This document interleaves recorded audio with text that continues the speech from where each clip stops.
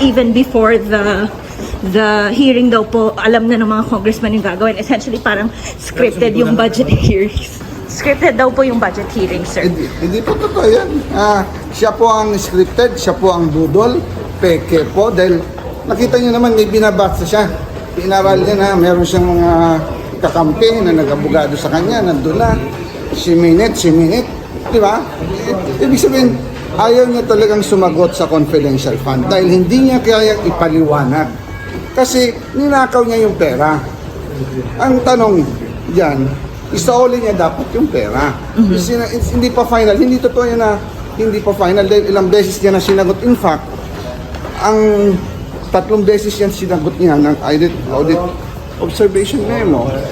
Dahil yung unang audit observation memo, yung pagkakaalam namin na medyo fully disallowed yun. Pero na inayos niya yung dokumento.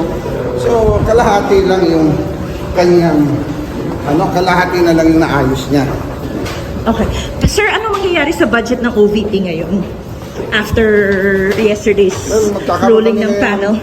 Magkakaroon kami ng EXICOM ngayon sa so hopefully after this we have some decision. Pero sa marami kami nag-usap-usap kahapon, talagang hindi mo siya pwedeng pagtatiwalaan. So dapat yung pera pang ayuda, pera pang tulong sa taong bayan, ibigay sa Agency for Check and Balance. Katulad namin sa Kongreso, ang DSWD na pang ayuda sa may hirap, dapat ibigay natin sa DSWD kasi sila yung agency para walang politika. Siya po ang namumulitika. So talagang binubudulo tayo araw-araw. Siguro naman sa after 10 years or 6 years, alam na natin kung sino siya. Matalino po. Sinasabi ko palagi, matalino po ang Pilipino, ang taong bayan.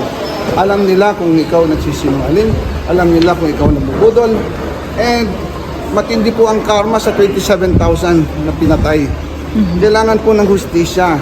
Kawawa po yung mga pamilya na dinurog, na nawalan ng mahal sa buhay. Definitely tatapyasan, sir, yung budget ng OVP. If yung proposal that will be approved, this meeting, I think majority of the ayan po ang sentiment, no?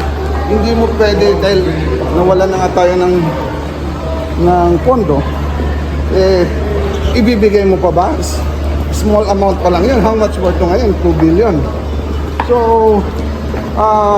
kitang-kita po na dapat wag natin ibigay para wag matempt. Gaano kalaki yun, sir? Yung mawawala? Yung yung ayuda. Mga 50 plus million lang yun, sir. Sobra kalaki. Sobra kalaki. Okay, thank you, sir.